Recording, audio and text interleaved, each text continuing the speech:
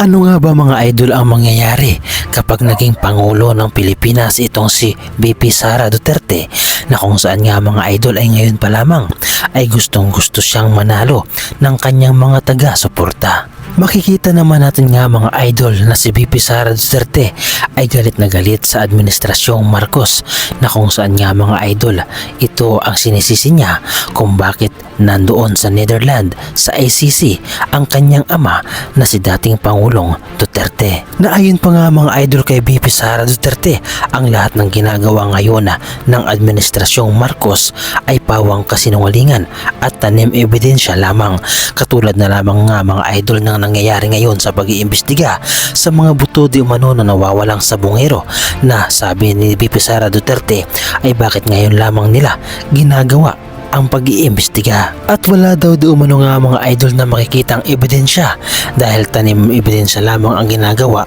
ng administrasyon ngayon, katulad na lamang di umano nga mga idol sa paghuhukay o paghahanap sa mga buto ng nawawalang sabungero, at wala naman daw talagang nahahanap, kaya naman gumagawa sila ng peking ebidensya. Ito ay ayon mismo kay VP Sara Duterte. Kaya naman baka masasaktan dito nga mga idol ang mga biktima at kaanak ng mga nawawalang sabungero, dahil sinasabi di umano nga mga idol ni VP Sara Duterte na wala naman talagang ebidensya sa mga nawawalang sabungero at gawa-gawa lamang di umano at imbento ang lahat para mapabagsak di umano ang pamilyang Duterte, lalong lalo na ang kanyang ama na si Duterte, na kung saan nga mga idol ang lahat ng ginagawa di umano ng Marcos ay niugnay sa AJK at war on drugs noong panahon ng kanyang ama. Narito mga idol ang mga pahayag ni VP Sara Duterte patungkol sa pag-iimbestiga sa mga nawawalang sabungero. Silang dalawa, alam ng ICC, alam ng administrasyon ni BBM na wala kahit isang ebidensya, ay gumagawa na sila ng ebidensya. Lahat ng namatay, war on drugs. Lahat ng buto, war on drugs.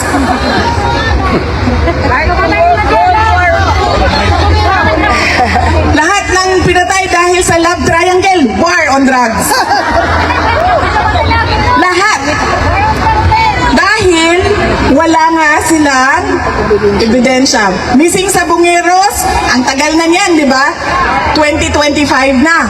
Pagpasok nung termino namin 2022, nandyan na yung missing sabungeros. Pero bakit ngayon nyo lang hinahanap sila? Di ba? Kasi walang buto. Kailangan natin ang buto. Hanapin natin ang missing sabungeros, mga biktima ng war on drugs. Ganito ipinapakita mga idol ni VP Sara Duterte ang pagkadismaya at pagkagalit sa administrasyong Marcos. Kaya naman kung sakasakali nga mga idol na manalo itong si VP Sara Duterte sa pagkapangulo sa 2028, ay baka marahil ito ay maghiganti, at marahil pa nga mga idol ang lahat ng sinagasaan ni Pangulong Bongbong Marcos ay kanyang ibalik at muling palayain, kagaya na lamang mga idol ng kanyang ama na si dating Pangulong Duterte. Kanya itong papalayain mula sa ICC, at ito nga marahil nga mga idol ang unang gagawin ni VP Sara Duterte kapag nanalo siya sa pagkapangulo sa 2028, ang palayain ang kanyang ama sa pagkakakulong nga mga idol sa ICC. At ang isusunod nga mga idol na gagawin ni VP Sara Duterte kapag nanalo siya ay papalayain niya si Kibuloy, na kung saan nga mga idol ay best friend naman ni dating Pangulong Duterte. Kahit hindi ito sabihin mga idol ni Sara Duterte na kapag nanalo siya sa 2028 ay papalayain niya itong si Kibuloy, ay ramdam na ramdam natin nga mga idol ang kanyang gagawin, na kung saan nga mga idol ay malapit na kaibigan ito sa kanyang pamilya at malaking naitulong din sa kanyang pagkapanalo, lalong lalo na sa kanyang ama. At syempre din nga mga idol, hindi rin maaalis na kanyang palayain itong si Alice Go, na kung saan nga mga idol ay kilalang kilala din ng pamilyang Duterte, at ito pa nga mga idol ay isang Chinese na kung saan ay nag-i-spy di umano sa ating bansang Pilipinas, na kung saan ay naging mayor pa, na di umano nga mga idol ay malaki pa ang kaugnayan sa illegal na pugo. At syempre hindi rin pababayaan mga idol ni VP Sara Duterte ang kanyang kaibigan at best friend din na walang iba nga mga idol na si Harry Roque, na kung saan nga mga idol ay nagpapakandong doon sa Netherlands, na kung saan din nga mga idol ay malapit din na kaibigan ng pamilyang Duterte. At ito rin nga mga idol din ang numero 1 nagbabatikos sa administrasyong Marcos, na kung saan nga mga idol ay hindi rin makauwi-uwi sa Pilipinas maliban na lamang kapag nanalo si VP Sara Duterte bilang Pangulo sa 2028. At hindi lamang yan mga idol, dahil mayroon pa nga mga idol na isang personalidad na talaga namang naninira sa ating administrasyong Marcos at best friend din at kaibigan ng pamilyang Duterte, na kung saan nga mga idol ay numero 1 ding taga-suporta ni dating Pangulong Duterte at lalo tigit nga mga idol ng pamilyang Duterte. At ito nga ay walang iba kundi si Maharlika. Si Maharlika na talagang walang tigil ang bibig sa pagmumura sa administrasyong Marcos, lalong-lalo na nga mga idol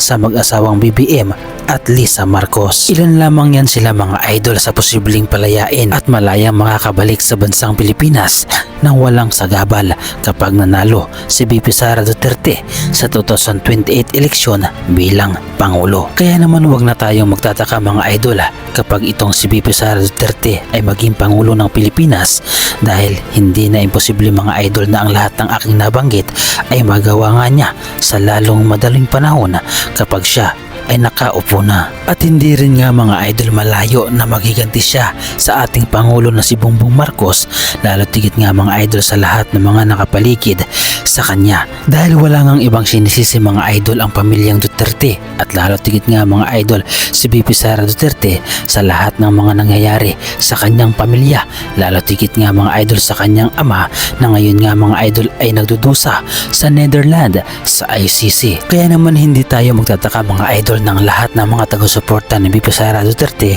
ay talagang aktibo sa social media. Lahat ay kaya nilang gawin nga mga idol, maipagtanggol lamang si VP Sara Duterte sa mga naninira sa kanya, lalo tigit sa pamilyang Duterte, na kung saan nga mga idol ay talagang pinapanatili nila na maganda ang imahe ni VP Sara Duterte. Ito ay upang mas marami pang mahikayat na taong bayan na maniwala sa kanila. Kung kayo ang tatanungin mga idol, naniniwala ba kayo sa aking mga sinabi na kapag oras na nanalo si VP Sara Duterte sa pagkapangulo sa 2028 ay posible nga mga idol na mapalayan niya si Kibuloy, kanyang ama, at ganoon din nga mga idol si Alice Go, at ganoon din si Harry Roque, na kung saan nga mga idol ay magiging malaya na umuwi sa bansang Pilipinas, at ganoon din si Maharlika. Naniniwala ba kayo mga idol sa aking opinyon na ito? Ibahagi mo naman mga idol ang iyong reaksyon at opinyon sa ating comment section.